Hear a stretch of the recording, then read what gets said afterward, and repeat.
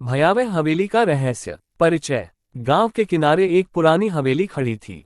हवेली का नाम था रायगढ़ हवेली, जो अब वीरान और खंडहर बन चुकी थी। गांव के लोग कहते थे कि हवेली में भूतों का वास है और रात के समय वहां से अजीबोगरीब आवाजें आती हैं। कोई भी आदमी रात में उस हवेली के पास जाने की हिम्मत नहीं करता था। अतीत की छाया। रायगढ़ हवेली कभी एक अमीर जमींदार की थी, जिनका नाम राजा रामनाथ था। कहते हैं कि रामनाथ की बेटी रुक्मिणी बहुत सुंदर और सुशील थी। एक दिन रुक्मिणी अचानक गायब हो गई। उसकी कोई खोज खबर नहीं मिली। लोग मानते थे कि रुक्मिणी की आत्मा आज भी उस हवेली में भटक रही है। गांव में अजनबी। एक दिन गांव में एक युवा पत्रकार रोहन आया। रोहन को पुरानी और डरावनी कहानियों में बहुत दिलचस्पी थी।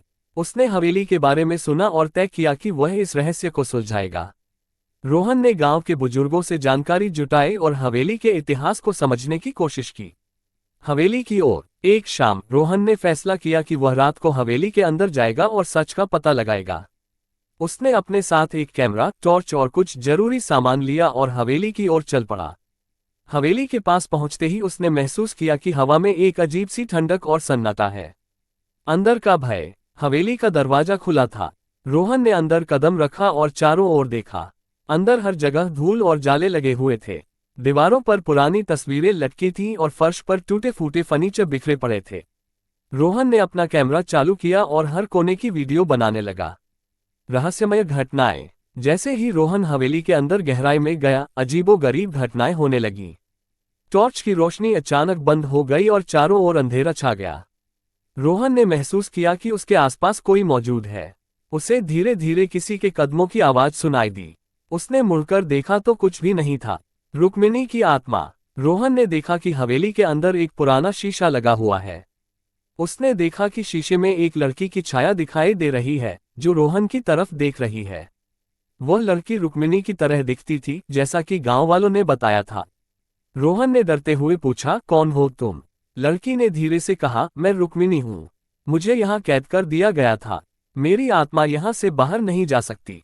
सच्चाई का खुलासा। रोहन ने हिम्मत जुटाकर रुक्मिणी से पूछा, तुम्हारे साथ क्या हुआ था? रुक्मिणी ने बताया कि उसके पिता राजा रामनाथ ने उसे एक अमीर जमींदार के बेटे से शादी करने के लिए मजबूर किया था, जिसे वह प्यार नहीं करती थी। रुक्मिणी ने विरोध किया और अपने सच्चे प्रेमी के साथ भागने की कोशिश की, लेकिन उसके पिता ने उसे पकड़ लिया और हवेली के एक गुप्त कमरे में कैद कर दिया। वहीं उसकी मौत हो गई और उसकी आत्मा वहीं भटक रही है।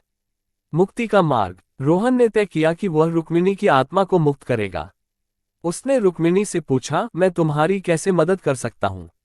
रुक्मिणी ने कहा, हवेली के गुप्त कमरे में मेरी एक अंगूठी है, जो मेरे प्रेमी ने मुझे दी थी। उसे लेकर तुम गांव के पास वाले पीपल के पेड़ के नीचे दफना दो। तभी मेरी आत्मा को शांति मिलेगी। अंतिम यात्रा। रोहन ने हिम्मत जुटाई और हवेली के गुप्त कमरे की खोज शुरू की। बहुत मेहनत के बाद उसे वह कमरा मिल गया। कमरे के अंदर रुक्मिणी की कंकाल पड़ी थी और पास ही एक सुनहरी अंगूठी रखी थी। रोहन ने अंगूठी उठाई और हवेली से बाहर आ गया। आत्मा की मुक्ति।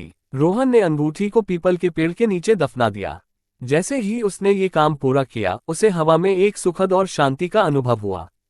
रुक्मिणी की आत्मा ने धन्यवाद दिया और आकाश में विलीन हो गई। हवेली के पास का माहौल अचानक बदल गया और अब वहां कोई डरावनी आवाजें नहीं आती थीं। समापन। रोहन ने गांव वालों को सारी कहानी बताई और हवेली का रहस्य सुलझाया। गांव वाले रोहन की बहादुरी की सराहना करने लगे। रोहन ने अपनी खोज के बारे में एक लेख लिखा, जो बहुत प्रसिद्ध हुआ। इस कहानी से हमें ये सीख मिलती है कि सच्चाई और साहस के बल पर किसी भी रहस्य को सुलझाया जा सकता है और आत्माओं को शांति दी जा सकती है।